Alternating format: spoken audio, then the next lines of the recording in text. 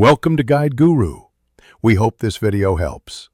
You start by making the car safe and accessible. Disconnect the negative battery terminal and wait several minutes so capacitors and ECU power down.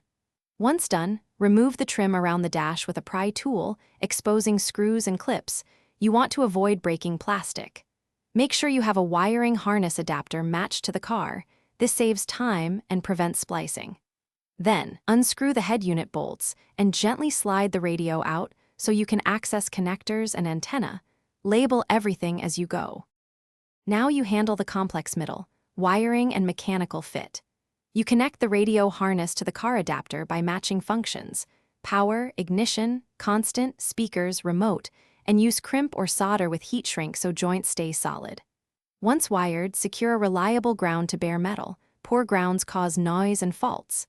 Fit the new cage or bracket into the dash, slide the head unit in, and tighten screws just enough. Test power and speakers before reinstalling trim to confirm everything functions correctly. Finish by reinstalling trim, securing screws, and restoring the battery negative terminal. Do not over-tighten plastics. You should then walk through system setup, clock, Bluetooth, equalizer, and radio presets. If the unit won't power, immediately check the inline fuse, battery connection, and ignition switch 12V feed. Swap fuses only with the correct rating.